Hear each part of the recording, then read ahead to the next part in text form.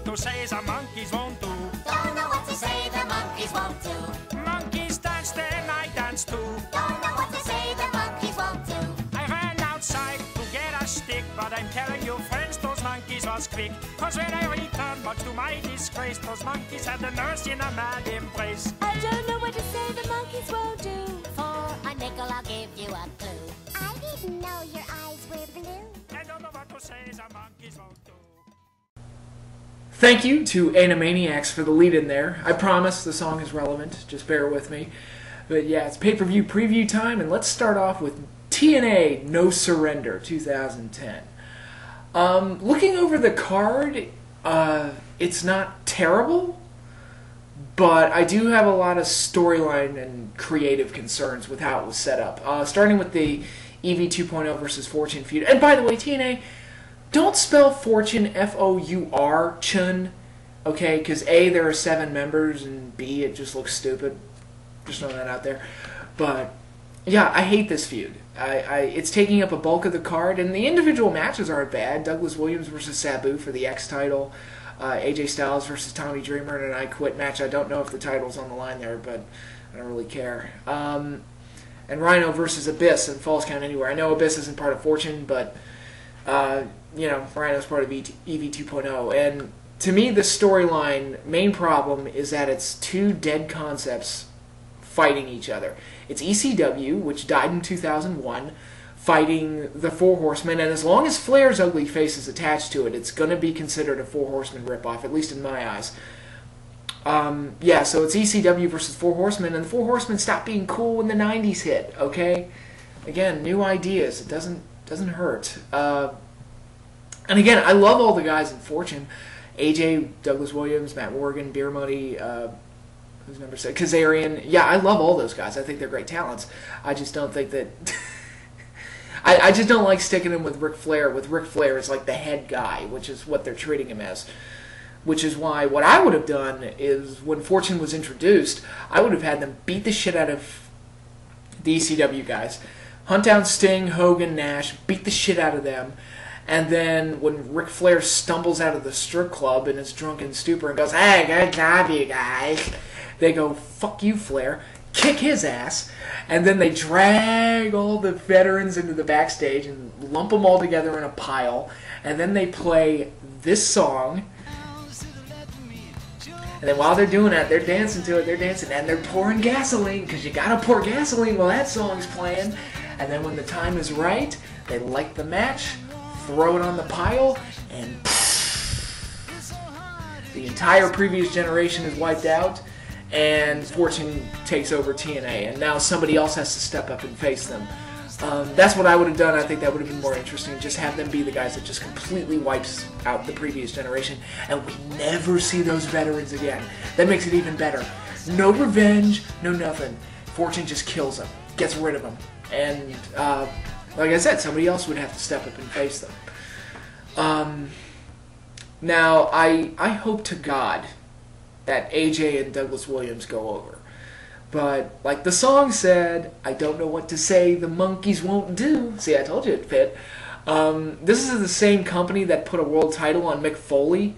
And if they did that, I could see them have Tommy Dreamer go over AJ, which would be absolutely ridiculous, considering I think I've seen Tommy Dreamer win maybe 5 matches in his whole career. The guy was known for being a loser. And, you know, both him and Sabu, they hit their creative peak in 1998. It's over, okay? Time for something new.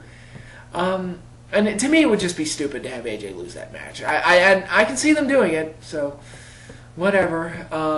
There'll be some other things on this card.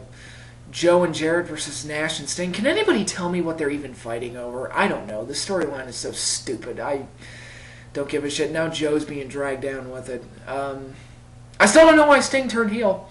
Still don't know why. I still don't know who kidnapped Samoa Joe. Still waiting for some answers there. Writing. Need to work on your writing. Knockouts match. Don't give a shit. The problem I have with the knockouts right now is basically all the blonde bitches that are being focused on, faces and heels. It's just all blonde bitches. There's no diversity among the characters. among other problems, but that's the one I'm seeing on TV every week. God, what else is on this card? Oh, the tournament. Yeah. My main problem with the tournament, if this is something that they had been setting up for a few months, I wouldn't have had a problem with it. But the storyline direction for the last few months seemed to be Rob Van Dam versus Kurt Angle at Bound for Glory. That seemed to be where it was going. That was where I thought it was going with the Kurt Angle ranking storyline and Rob Van Dam winning all of his matches. And I thought that was going to be the Bound for Glory main event, because that seemed to be where they were going. But apparently they didn't read over RVD's contract or something, and he had to drop the title randomly, and now we've got this random tournament that basically just threw all the storylines away. And I hate it when shit like that happens. It bugs me. You know, you're asking me to basically start over again. You've set up all these storylines, and now you're throwing them away, and you're asking me to readjust to what they're doing. And again, I don't have a problem with the Pope and Mr. Anderson being in the world title picture, or even Hardy, but that isn't where their character direction had been going the last few months. If anything, for Pope and Anderson, their match seemed like it was going to be at Bound for Glory. That seemed to be like where their characters were headed. Again, they threw that away, but yeah, it's going to be Kurt Angle versus Jeff Hardy and the Pope versus Mr. Anderson, and the two winners will face off at Bound for Glory for the World Heavyweight title. Again, I wouldn't have had a problem with this if this had been what the storyline direction was beforehand, but it wasn't, and now it just feels random. No matter who wins these matches, the Bound for Glory main event is going to feel kind of random, because that's not where they seem to be going. And Bound for Glory to me is like WrestleMania in the aspect that it's TNA's season finale, much like WrestleMania is the season finale for the WWE. And this is where the storylines are supposed to build to. Well, they threw their storylines away, and now they're starting from scratch. Okay. Again, looking at the individual matches, I think the matches will be great. Anderson versus Pope, hell yeah. Angle versus Hardy, I think Angle said it best on Reaction, is that Hardy works at the level of whoever he's working with, and I think Angle can get some great shit out of Hardy, so no problem with that. But again, storyline, the writing, it's horrible. The creative direction is horrible. Even a match like the tag title match, like Wolf and Magnus, I think I'm going to really like that team. Problem is, they were just randomly put into that tag title spot for no reason. I know they earned the shot on Explosion, but who the fuck watches Explosion? You know, I mean, they've only been on TV as a team for, what, 2 weeks? And now all of a sudden I'm supposed to buy them as tag title contenders. Okay. I don't know what to say the Monkeys won't do. But, yeah, that's No Surrender. I don't know if I'm going to order it, but we'll see. Okay, WWE Night of Champions, another one of their theme pay-per-views.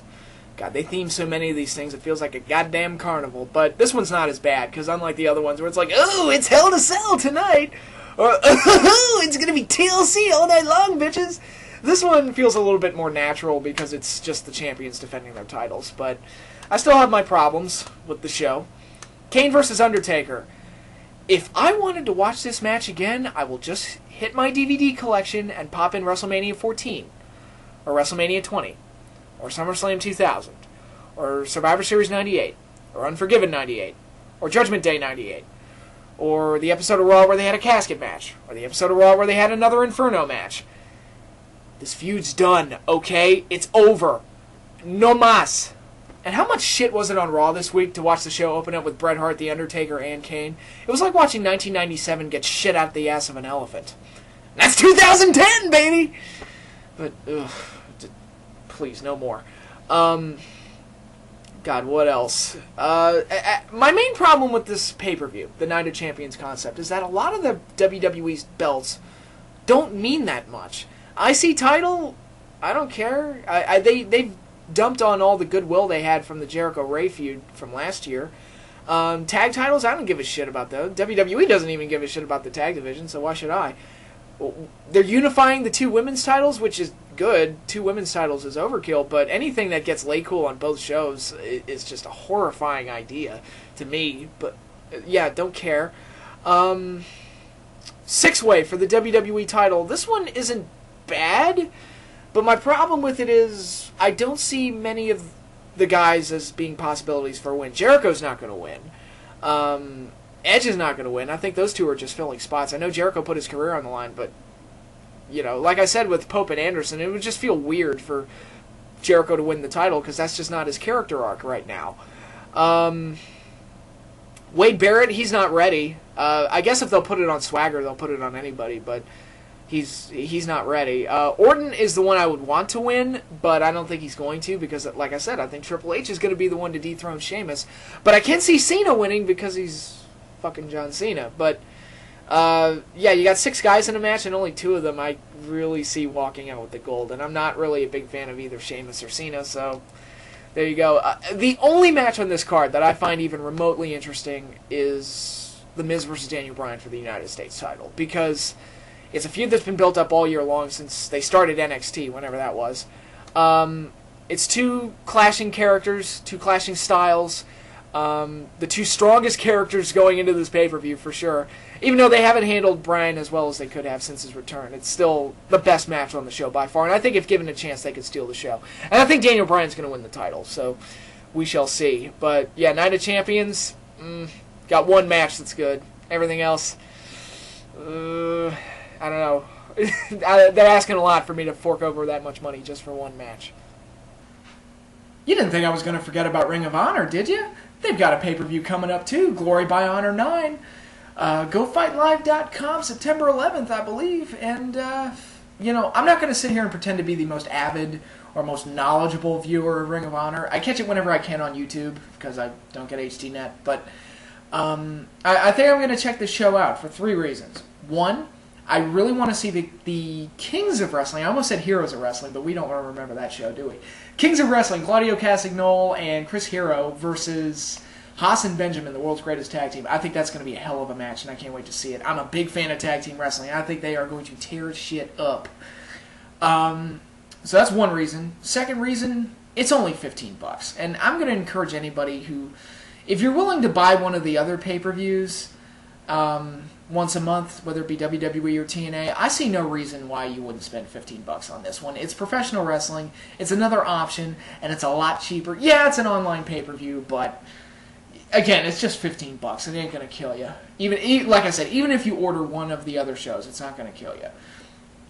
And reason number 3, if you're a lot like me, and you're frustrated with the creative direction of the WWE, and you're frustrated with the creative direction of TNA, and you feel like you have no other options, well, this is another option, and the betterment of if Ring of Honor gets bigger and better, that's only better for professional wrestling. More options for the fans, more options for the wrestlers, just a better situation overall for the business as a whole. And that's why I want WWE to be as good as possible. I want TNA to be as good as possible. And I want Ring of Honor to succeed and be on a level that's comparable to them because, like my personal belief, the more the merrier. And that's my take. But, yeah, I'm going to check out Glory by Honor 9. Admittedly, you know, the rest of the card, I'm not a huge fan of Austin Aries. I'm not a huge fan of Roderick Strong. But they're going to be working with Christopher Daniels and Tyler Black. And so I think you'll see some good matches out of them anyway. But, you know, if you're starved for good professional wrestling, check it out. It's something different. At the very least, Ring of Honor kind of prides itself on quality wrestling. And I guarantee you, if all you want is quality wrestling, Ring of Honor will do its best to give it to you. Because they bring 100% every single time. At least every time I've watched them. So, yeah, check it out. Enjoy. Later.